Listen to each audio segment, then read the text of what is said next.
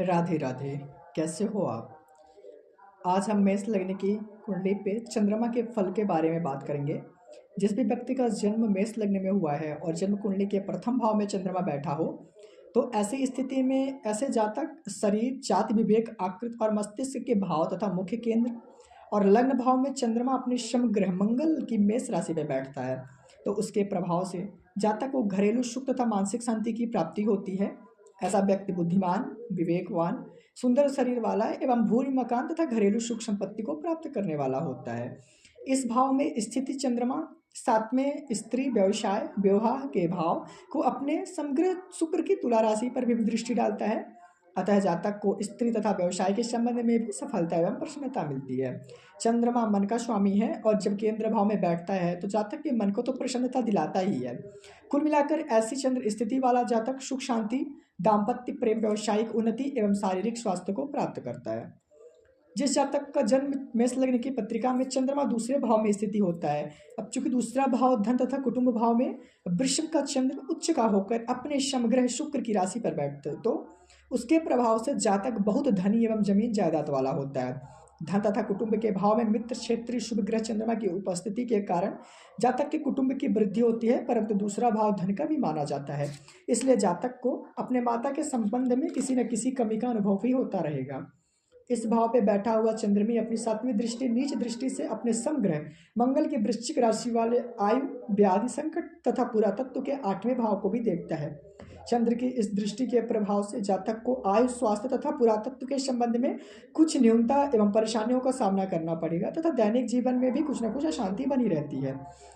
अब चंद्रमा की हम बात करते हैं। जब चंद्रमा मेष लग्न की पत्रिका में तीसरे भाव पे बैठते हैं, चूंकि तीसरा भाव भाई तथा पराक्रम के भाव में अपने मित्र बुध की मिथुन राशि पर चंद्र बैठा हुआ, तो उसके प्रभाव से जातक को भाई बहनों का तो सुख मिलता ही है तथा पराक्रम में भी वृद्धि होती है। चंद्रमा की ऐसी स्थिति के कारण जातक की मानसिक शक्ति प्रबल होती है। वह भूमि, मकान आदि का सुख प्राप्त करता है और आनंदमय जीवन बिताता है। इस भाव में चंद्रमा सातवीं दृष्टि से अपने समग्रह गुरु को धनु राशि वाले भाग्य, धर्म तथा विद्या के नवे भाव को भी देख रहा है। इसके प्रभाव से जातक का भाग्यवान, धर्मात्मा, विद्वान, दानी तथा उदार स्वभाव वाला होना भी सुनिश्चित होता है।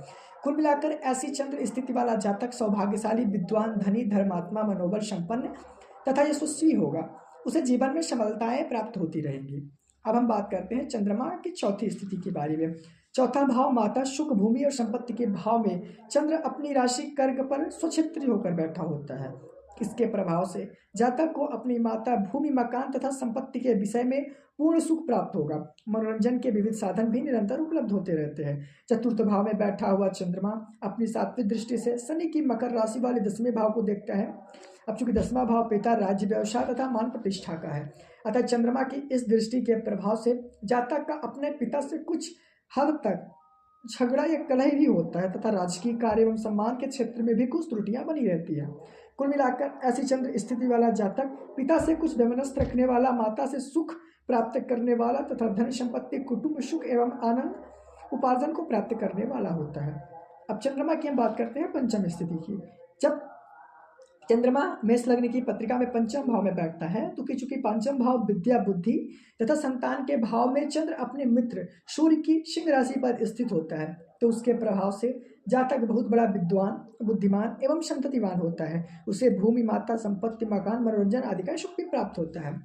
अब चंद्रमा की सातवीं दृष्टि 11वें भाव पे पड़ रही है, जो कि लाभ एवं आय के भाव में शनि की कुंभ राशि पड़ रही है।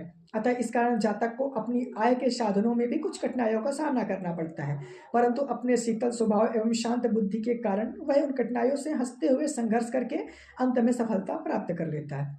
ऐसी स्थिति में चंद्र वाला जातक विद्वान, बुद्धिमान, धन संपत्तिवान, गंभीर, शांत, संतोषी एवं माता के सुख से युक्त, परंतु व्यवसाय के क्षेत्र में कुछ कठिनाइयों का अनुभव करने को मिलता है। अब हम बात करते हैं चंद्रमा की छठी स्थिति के बारे में। चूंकि छठवां भाव शत्रु रोग एवं पीड़ा के भाव में चंद्र अपने मित्र बुध की राशि कन्या पे बैठी हो, तो उसके प्रभाव से जातक के घरेलू वातावरण में अनेक प्रकार की कमियां तथा अशांतियां बनी रहती हैं, परंतु अपने शत्रु पक्ष में वह शांति का अनुभव करता है तथा बड़े बड़े संघर्षों, कठिनाइयों, विपत्तियों एवं संकटों पर अपने धैर्य एवं विनम्रता के बल पर विजय प्राप्त कर लेता है। छठवां भाव, चंद्रमा की सातवीं दृष्टि 12वें व्यय तथा हानि के भाव पर पड़ती है।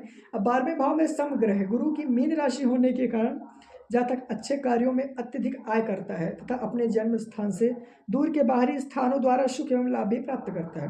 कुल मिलाकर चंद्रमा की ऐसी स्थिति वाला जातक धैर्यवान, विनम्र, माता तथा घरेलू पक्ष में भी कमी का अनुभव करने वाला होता है।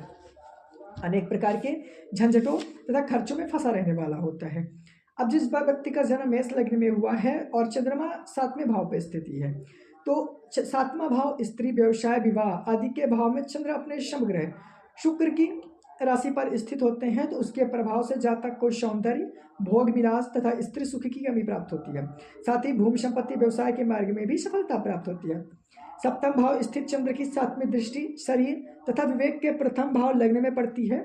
वहां चंद्र के मित्र मंगल की मेष राशि होने के कारण जातक को शारीरिक सौंदर्य, सुख, मनोरंजन एवं यश सम्मान की प्राप्ति होती है। कुल मिलाकर चंद्रमा की यह स्थिति सौंदर्यवान, स्त्रीवान, विलासी, भू संपत्ति का स्वामी, व्यवसाय के क्षेत्र में भी सफलता प्राप्त करने वाला माना जाता है। अब हम बात करते हैं चंद्रमा की आठवीं स्थिति के बारे में।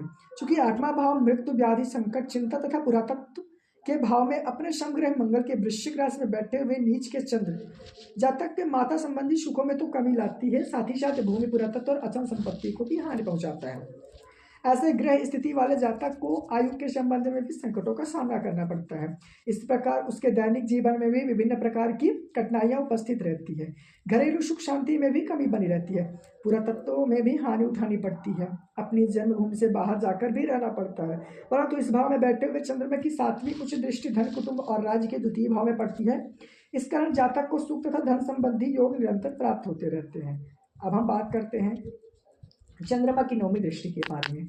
चूंकि नौवां भाव भाग्य, धर्म, विद्या, तीर्थ आदि के त्रिकोण भाव में अपने समग्रह गुरु की धनुराशि में बैठा हुआ चंद्रमा अपने प्रभाव से जातक को प्रबल बनाता है और उसे माता, भूमि तथा संपत्ति का सुख प्रदान करता है। चंद्र चूंकि मन का स्वामी होता है और नवमें धर्म भाव में बैठा, इसके प्रभाव से जातक का मन धर्म कर्म की ओर विशेष आकर्षित बना रहता है, वह दान पुण्य करने वाला होता है।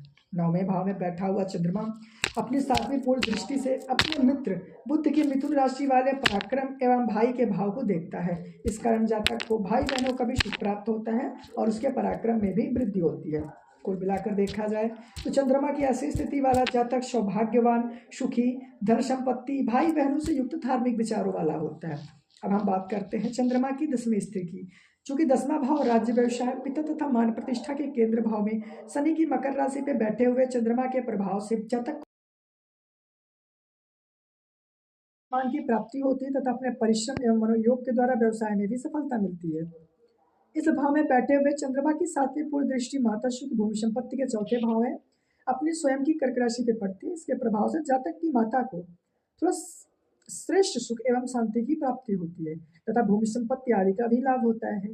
कुल मिलाकर चंद्रमा की ऐसी स्थिति को देखा जाए तो ऐसा जातक अपने पिता से वैमनस्थ परंतु माता से स्नेह बना के रखने वाला होता है। वह धन संपत्ति तथा मकान के सुख को अपने परिश्रम एवं मनोबल के योग से प्राप्त करता है।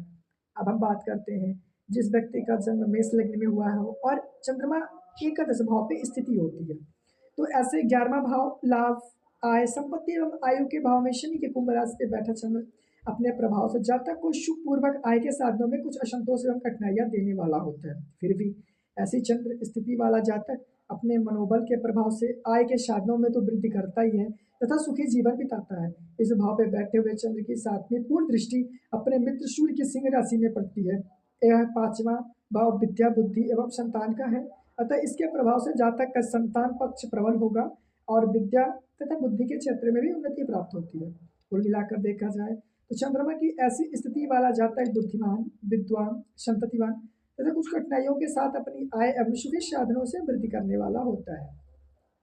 अब हम बात करते हैं मेष लग्न की पत्रिका में चंद्र की द्वादश स्थिति के बारे में। चूंकि 12वां भाव व्यय, हानि, रोग के भाव में अपने समग्र गुरु की राशि में बैठे हुए चंद्र के प्रभाव से जातक का खर्च शुभ कामों तथा ठाट बाट में होता रहेगा, परंतु उसे किसी प्रकार का दुख नहीं होगा। 12वां भाव बाहरी स्थानों से संबंध का स्रोत भी होता है। इस भाव में चंद्रमा की स्थिति से जातक का बाहरी श्रेष्ठ संबंधों में उसका रवैया बना रहता है। इस भाव में स्थित चंद्र अपनी सातवीं मित्र दृष्टि से बुध की कन्या राशि वाले शत्रु चिंता तथा पीड़ा के भाव को देखता है। इस कारण जातक शत्रु पक्ष के प्रति शांतिपूर्वक रवैया अपनाएगा और हर प्रकार के झगड़े झंझटों से दूर रहने वाला होगा। कुल मिलाकर ऐसी चंद्र स्थिति वाला जातक सुखी तथा संतुष्टि जीवन व्यतीत करता है। वह शत्रु पक्ष पर अपनी सलीनता एवं संतोष व्यक्ति के द्वारा विजय प्राप्त करता है, परंतु उसकी माता के सुखों में थोड़ी कमी बनी रहती है। राधे राधे।